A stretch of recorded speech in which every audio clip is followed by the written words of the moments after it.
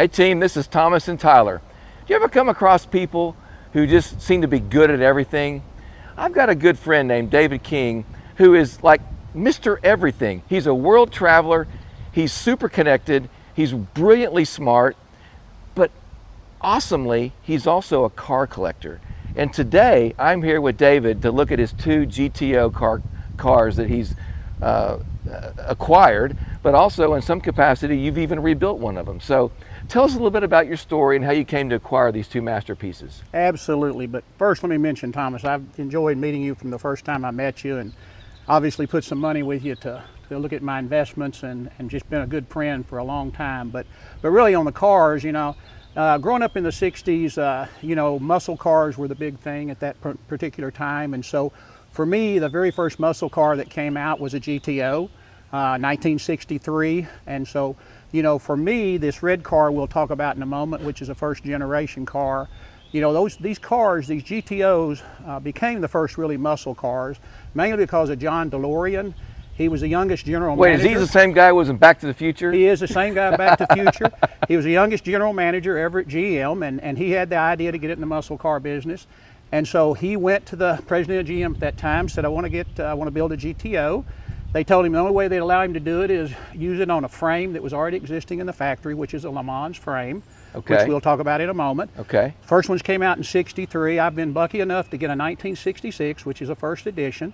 It's not all matching numbers. Is that what this one is? That's what this the car red right one here is a 66. Yes, okay. And but anyway, back on the GTO, the name actually stands for Gran Turismo Obbligato, which the name was actually derived by DeLorean from the Ferrari 250 GT. Interesting. And so it's an Italian-based name, but what GTO really means is, by the American Racing Association, it is street worthy. So when these came off the manufacturing floor, these were racing worthy. Absolutely, and by the American Racing Association, they were fine to street race. I don't think I knew that. Yes. And this was the first muscle car that came out? First muscle car that came out. They came out with a 400 cubic inch engine. Both of them have identical engines, about 300 horsepower. Okay. Later, they put a 454 engine in it, and it actually became what's called the Judge. And everybody referred to them as a Judge. I've heard of that. But because it was the first muscle car, then all the other manufacturers, the Fords and Chryslers and everybody else, got into making their own version of muscle cars. Okay. But the original muscle car was called the Goat.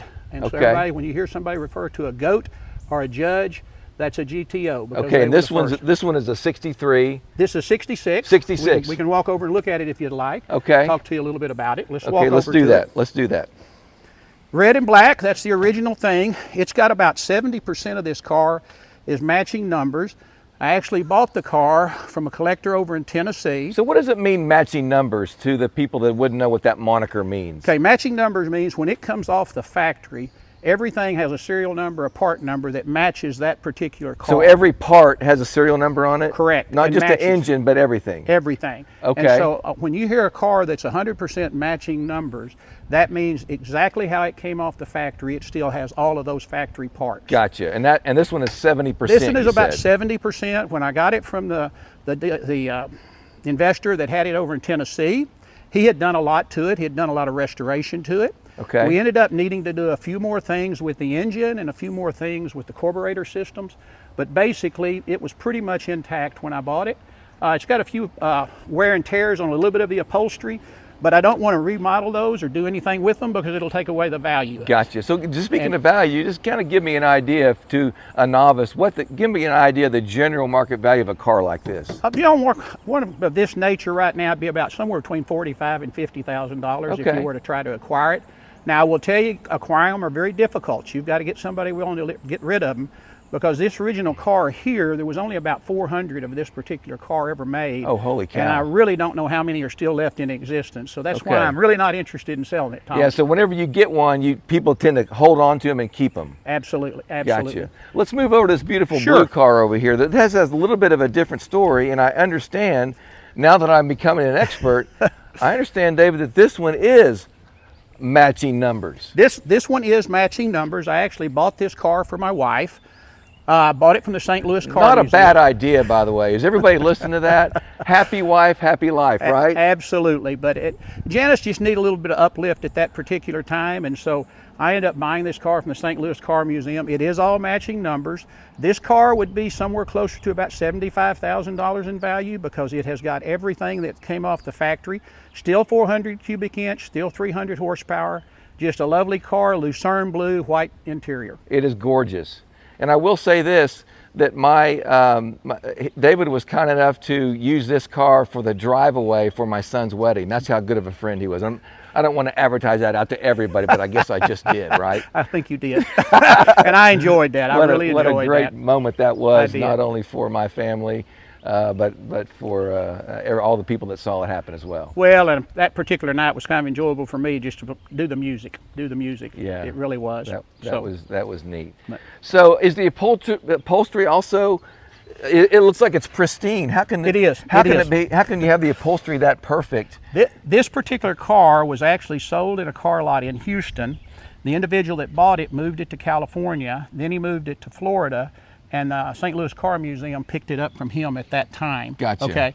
And when I tell you it has not been retouched, this was the original version of this car. It's a beautiful car. So you know, if you look in some areas, you'll see a little discoloration down on the browning in the dash and stuff. But again, if you touch it up too much, it ruins the value of the car. I got you.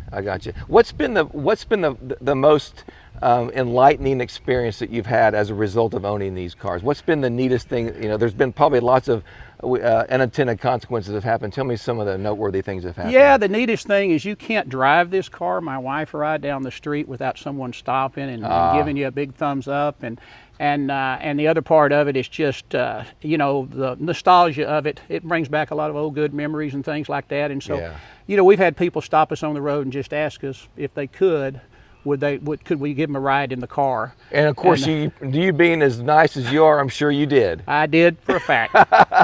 Very good. Well, listen, David, thank you so much for giving us a peek into the details of how you came to acquire these masterpieces and the joy you've had in ownership. You've been a great friend to us. And guys, be sure and like and subscribe Thomasintyler, my YouTube channel. Until then, we'll see you next time. Thank you.